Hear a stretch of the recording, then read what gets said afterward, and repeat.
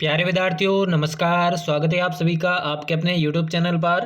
तो आज की क्लास में हम बात करने वाले हैं बीएसटीसी 2025 की तैयारी करने वाले सभी विद्यार्थियों के लिए राजस्थान जीके के मोस्ट इंपोर्टेंट प्रश्नों के ऊपर। तो जितने भी छात्र छात्राएं तैयारी कर रहे हैं बीएसटीसी 2025 का नोटिफिकेशन बहुत ही जल्द निकलने वाला है। ऐसे में डेली क्लासेज आपको अटेंड करनी है और अभी से तैयारी में लग जाना है। तो बिना किसी देर के आज के महत्वपूर्ण प्रश्नों की क्लास को शुरू करते हैं। पहला प्रश्न आपसे पूछा गया है, प्रसिद्ध पर्यटन स्थल सामोद महल कहां पर स्थित है?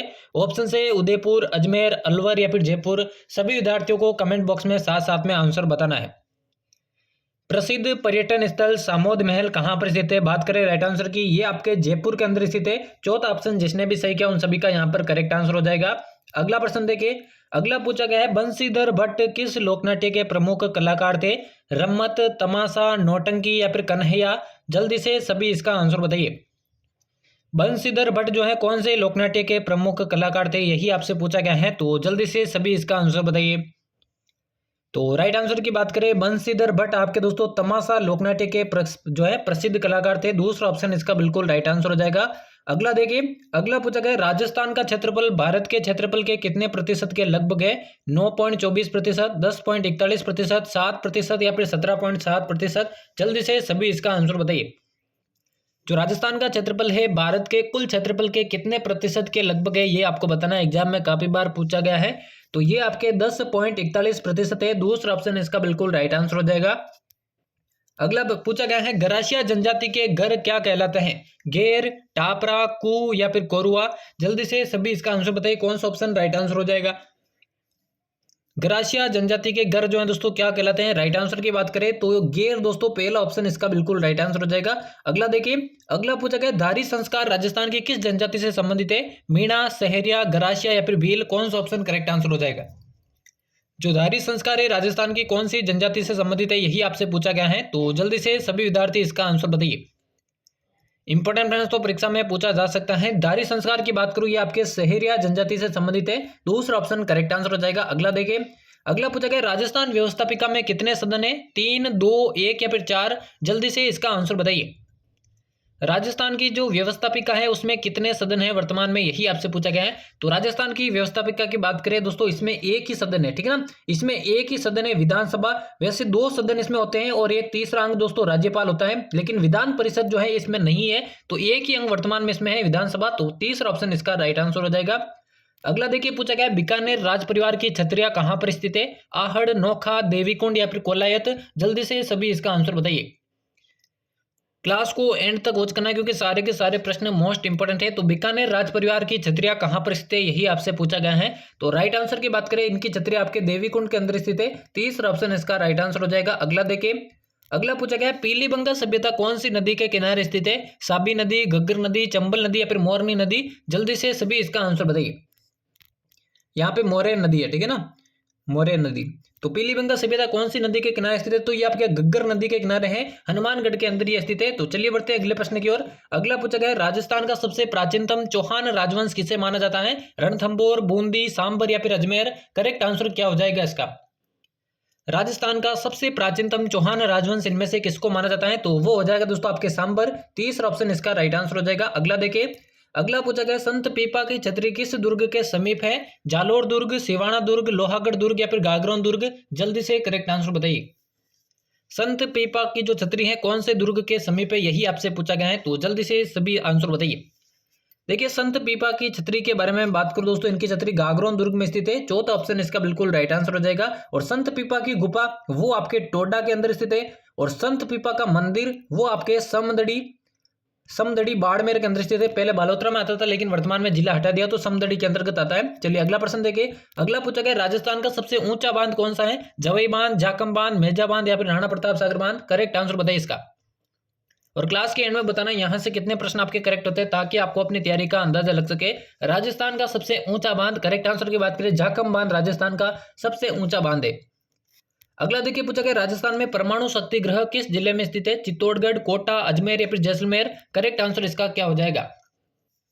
राजस्थान के अंदर परमाणु शक्ति गृह कौन से जिले में स्थित है? तो ये आपके चित्तौड़गढ़ के अंदर स्थित है। पहला ऑप्शन इसका राइट आंसर हो जाएगा। अगला देखिए, पूछा गया है, जाड़ शाही सिक्के किस रियासत से संबंधित है? करौली, जैसलमेर, बूंदी या फिर जयपुर। जल्दी से सभी इसका आंसर बताइए। जाड़ शाही सिक्के कौन सी रियासत से संबंधित है? तो ये संबंधित है आपके जयपुर रियासत से। चौथा ऑप्शन इसका बिल्कुल राइट आंसर हो जाएगा। अगला देखिए पूछा गया चित्तौड़ को राजधानी बनाने वाला प्रथम गुहिल शासक कौन था? महाराणा कुंभा, जैत्र सिंह, अल्लट या फिर बप्पा रावल? जल्दी से सभी इसका आंसर बताइए। चित्तौड़ को राजधानी बनाने वाला जो प्रथम गुहिल शासक था वो कौन था? तो वो था दोस्तों आपके जैत्र सिंह। जबकि आहड़ को राजधानी बनाने वाला आपके अल्लट था। तो दूसरा ऑप्शन इसका बिल्कुल राइट आंसर हो जाएगा। अगला देखिए पूछा गया जाम्बोजी द्वारा प्रतिपादित 29 नियमों का संग्रह क्या कहलाता है? जंब सागर, जमुना सागर, जाम्ब ए सिएर या फिर जाम्ब ए सागर? कौन सा ऑप्शन इसका राइट आंसर हो जाएगा? जाम्बोजी द्वारा जो 29 नियमों का संग्रह है दोस्तों वो क्या कहलाता है? तो जाम्बोजी द्वारा जो 29 नियमों का संग्रह है उसे दोस्तों आपके जंब सागर कहा जाता है। तो पहला ऑप्शन इसका राइट आंसर हो जाएगा। अगला देखिए, अगला पूछा गया आबू के परमार का मूल पुरुष किसे माना गया है? सूर्यराज, मूलराज, धरणीवा या फिर धूमराज? जल्दी से इसका आंसर बताइए।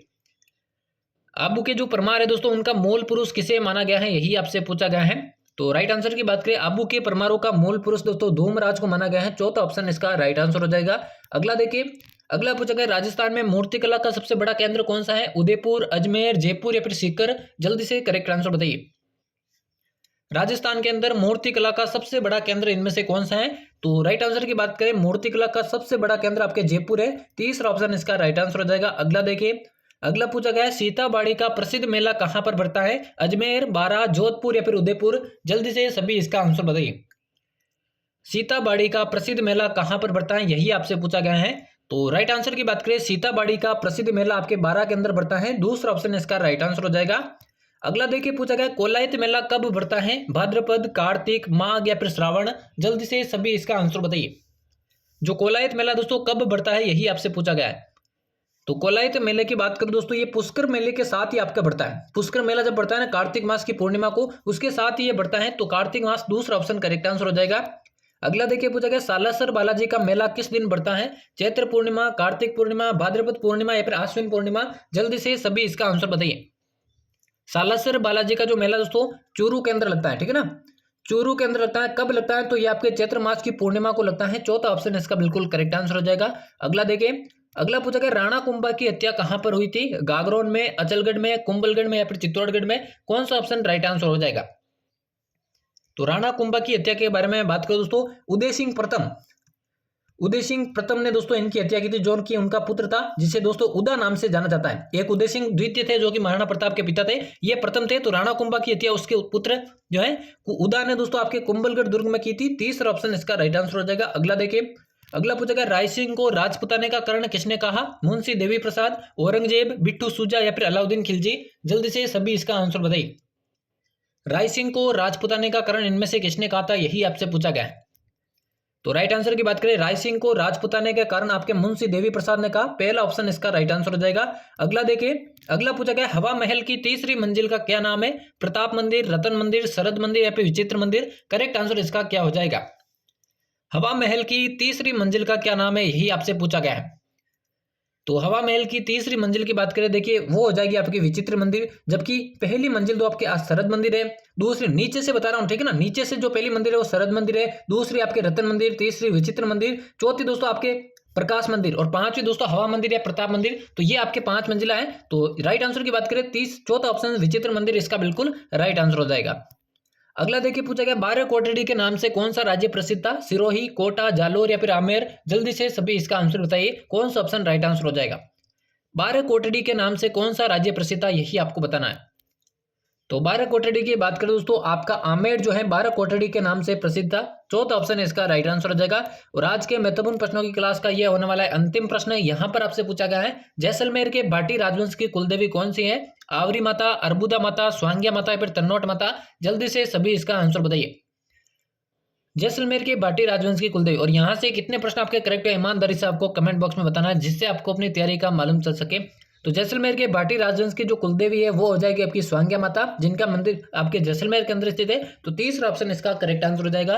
तो यहाँ पर हमारे बीएसटीसी 2025 की परीक्षा के लिए राजस्थान जीके के इंपॉर्टेंट प्रश्नों की क्लास समाप्त होती है। उम्मीद करता हूँ क्लास आप सभी को पसंद आई होगी। डेली इसी तरह की क्लासेज चैनल पर पाने के लिए चैनल को सब्सक्राइब करके बेल आइकन को प्रेस कर दे। तो मिलते किसी और नई क्लास में, तब तक लेते हैं आप सभी से अलविदा।